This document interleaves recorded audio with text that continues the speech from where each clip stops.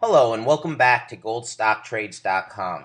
Today we have with us a special guest, Randall Oliphant, Executive Chairman of New Gold. New Gold can be traded as NGD on the New York Stock Exchange Amex. Thanks, Randall, for being here with us today.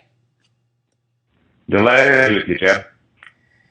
Randall, since the 2008 credit crisis, New Gold has been one of the best performing miners in a sector which has been underperforming the underlying gold bullion. New Gold's one of the select handful of miners significantly rewarding long-term buy and hold shareholders. What does management attribute that success to over the past couple of years? Well, Jim, I think, it's a variety of things. One is, we've been able to surf a lot of value from some of the assets that we had that the market we didn't was paying the right amount for. Those are namely, our operating mines that probably doubled in value according to analysts. And that's really a function of those mines being extended, of our costs going down in an industry where costs are going up. They've generated a lot more cash, and therefore the market's really paying attention to that. Development projects like New Afton and El Morro are being valued at 10 times what they were 2.5 years ago, but we think that there's for those things to be worth in the order of 3 times for each of them going forward. I think the other thing is that our company has a track record of delivering on all our promises. For the last 4 years, we've delivered against our production guidance, our cost guidance. Things have actually been expanding much faster than the price of gold, and one of the frustrations of shareholders has been, that margins haven't expanded at the same rate as the price of gold. But with declining costs and a rising gold market, our margins have been going up much faster. I think that we're in politically secure jurisdictions. We've delivered on our projects on time, on budget. And it's just given investors a lot of confidence. You were mentioning before New Afton and Blackwater in British Colombia and El Morro. Could you give us an update on those projects? What are your goals over the next few years with these projects? Well, each one of them, can more than double the amount of cash that our current mines generate. So we generated little over $200 million from our 3 operating mines last year. Blackwater on its own, which is going to start up in the middle of this year, on its own at today's prices can generate $300 million of cash. New Afton, I apologize.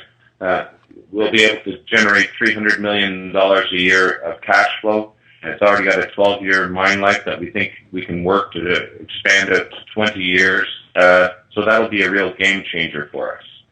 El Morro, where we've got Goldcorp, is we believe one of the most exciting mining projects in the world. It's located in Chile. For 100% of the project, it'll generate about $1 billion a year of cash at today's prices. Of course, we own 30% of it. And this project seems to have lots of potential to find a lot more gold. It already has an 18-year mine life, but we think both the annual production rates, the cash being generated, and the mine lives are all going to expand.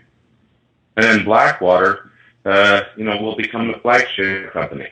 It'll take our production from 400,000 ounces this year to over 1 million ounces on its own. Should produce 500,000 or 600,000 ounces of gold and become our biggest cash generator.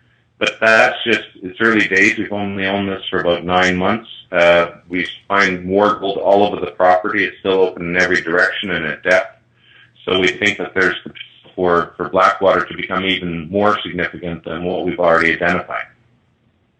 Randall, when you looked at Blackwater, what were some of the qualities that you guys were looking for that you found in the Blackwater project? Well, what we were looking for, Jeb, it was a project that was in one of the jurisdictions where we already operated, because we felt that would give us tax synergies, that we were a logical owner, where we've got experience permitting mines, dealing in this case in British Colombia, which is the same province where New Afton is, and dealing with First Nations. We have an operating team in Vancouver, so developing a project in the province of British Columbia. It just made perfect sense to us. We were looking for something that had lots of exploration potential, and our share of the gold there has in the 9 months that we've owned it. It's already 7.8 million ounces. And we were really looking for something that we thought we could create value for New Gold shareholders. So we were fortunate to find a deposit in the order of 4 million ounces that the market had never heard of. And, because of that, it was one of the few gold deals that were done that the market, universally embraced from the day we announced it. Most people had never heard of this deposit, as I mentioned. And, it's proving to be the biggest gold deposit ever found in Canada. Well, thanks, Randall, for being here with us and giving us an update on New Gold. Yeah, well, I appreciate you having us. Thank you, Jeff.